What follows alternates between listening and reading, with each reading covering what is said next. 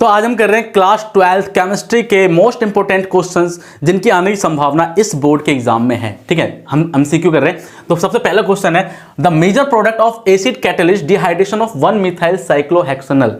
1 methyl cyclohexanol के acid catalyst dehydration का major product क्या है? ठीक है ना, तो ध्यान सुनना, यहां पर ऑप्शन दे रखा है 1 methyl cyclohexane, 1 methyl cyclohexene, 1 cyclohexyl methanol और 1 मिथाइल इन साइक्लोहेक्सेन।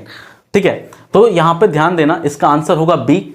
बी क्या? 1 मिथाइल साइक्लोहेक्सीन। क्यों? क्योंकि अकॉर्डिंग टू, ध्यान देना, अकॉर्डिंग टू सेट-जेफ्स रूल, सेट-जेफ्स रूल के अनुसार जो हाईली सब्स्टिट्यूटेड अल्कीन जो होता है वो मेजर प्रोडक्ट होता है। ठीक है, हाईली सब्स्टिट्यूटेड अल्कीन जो होता है वो मेजर प्रोडक्ट होता है।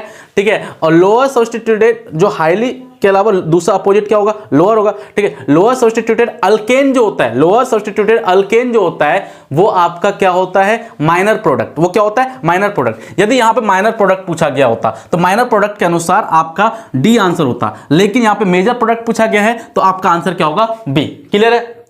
दूसरा क्वेश्चन है, which one of the following compounds is more reactive towards SN1 reaction.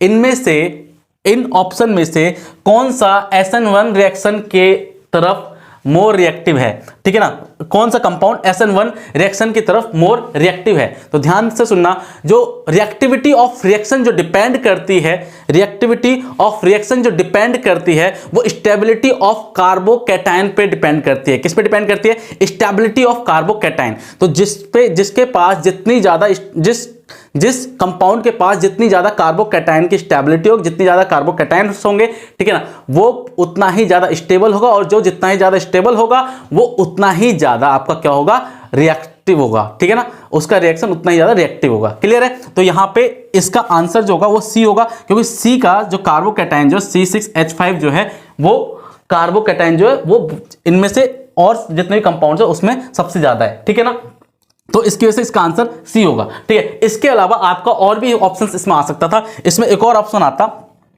जैसे C6H5, CH3, C6H5, Br।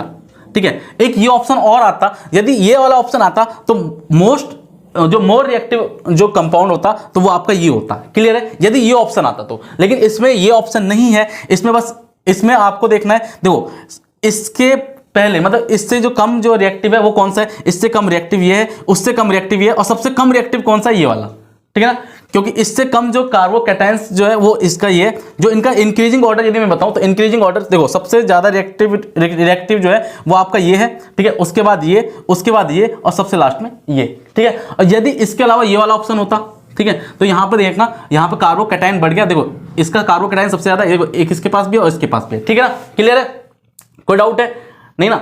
चलिए, यहां पे तीसरा क्वेश्चन देगा। तीसरा क्वेश्चन दे रखा है, KMnO4 is colour due to. जो KMnO4 का कलर होता है वो इसकी वजह से होता है। पहला ऑप्शन दे रखा है DD ट्रांजिशन की वजह से। ठीक है, दूसरा ऑप्शन दे रखा है charge transfer from ligand to metal, मतलब लाइगेंड से मेटल की तरफ जो चार्ज ट्रांसफर हो उसकी वजह से। ठीक है, तीसरा ऑप्शन देखा unpaired electrons in D orbital of manganese, मतलब मैग्नीज के जो डी ऑर्बिटल है उसके अनपेयर्ड इलेक्ट्रॉन्स, उसमें जो अनपेयर्ड इलेक्ट्रॉन्स है उसकी वजह से। ठीक है, तो और चौथा जो दे रखा है वो दे रखा है charge transfer from metal to ligand, मतलब मेटल से लाइगेंड की तरफ से चार्ज ट्रांसफर हो रहा है वो उसकी वजह से। ठीक है, तो यहाँ पे इसका ऑप्शन आंसर जो है वो बी आंसर है। अब यहाँ पे समझिए क्यों, यहाँ पे मैंने इसका आंसर बताया बी। बी क्या है? लाइगेंड से मेटल की तरफ जो चार्ज ट्रांसफर हो रहा है उसकी वजह से इसका कलर जो होता है वो पर्पल कलर होता है। ठीक है, ध्यान से सुनना, KMnO4 का जो कलर होता है, इंटेंस कलर जो होता है वो क्या होता है? पर्पल। ठीक है, अदरवाइज KMnO4 का जो मॉलिक्यूल्स का जो कलर होता है वो कलरलेस होता है, उसका कोई कलर नहीं होता। ठीक है ना, लेकिन जो इसका कलर बनता है ना, पर्पल कलर भी जो आ रहा है वो किसकी वजह से आ रहा है? जो चार्ज जो ट्रांसफर हो रहा है लाइगेंड से मेटल की तरफ जो चार्ज ट्रांसफर हो रहा है उसकी वजह से आ रहा है। ठीक है, अब यहां पर समझना क्यों मैंने इसका आंसर बी क्यों बताया, इसके पीछे का रीजन समझना। देखिए यहां पे ध्यान सुनना, ये KMnO4 ये KMnO4 जो है ना, यहां पे मैग्नीज का ऑक्सीडेशन नंबर जो है वो +7 है। मैग्नीज का ऑक्सीडेशन नंबर क्या है? +7। और इसका इलेक्ट्रॉनिक कन्फिगरेशन जो है, इलेक्ट्रॉनिक कन्फिगरेशन क्या है? इसका इलेक्ट्रॉनिक कन्फिगरेशन है AR, ध्यान सुनना, जिन बच्चों ने पढ़ रखा उनको पता होगा, AR3D04S0। ठीक है, ये इसका क्या है? Electronic configuration. अब यहां पे ध्यान सुनना, यहां पे DD ट्रांजिशन पॉसिबल नहीं है। देखो DD ट्रांजिशन पॉसिबल नहीं है। ठीक है ना, अच्छा, इसके डी ऑर्बिटल के पास देखा, यहां पे क्या है? अनपेयर्ड इलेक्ट्रॉन्स, जो भैया डी ऑर्बिटल के पास इसका अनपेयर्ड इलेक्ट्रॉन्स भी नहीं है। ठीक है, तो ये दोनों ऑप्शन क्या हो गया? गलत साबित हो गया। ठीक है ना, अच्छा, चौथा ऑप्शन क्यों गलत है? Charge transfer from metal to ligand. इसका जो चार्ज ट्रांसफर हो रहा है वो ध्यान से, चार्ज ट्रांसफर कहां से कहां हो रहा है? इसका जो चार्ज ट्रांसफर हो रहा है वो ऑक्सीजन से मैग्नीज की तरफ हो रहा है। कहां से कहां तक हो रहा है? ऑक्सीजन से मैग्नीज। अब कहां, यहां पर ध्यान सुना, इसका कैसे हो रहा है? यहां पे हो रहा है 2p ऑफ O से, ठीक है, 2p ऑफ O से 3d Mn तक हो रहा है, 3d ऑफ Mn, ठीक है ना। यहां पे इसका चार्ज ट्रांसफर ऐसे हो रहा है, ठीक है ना।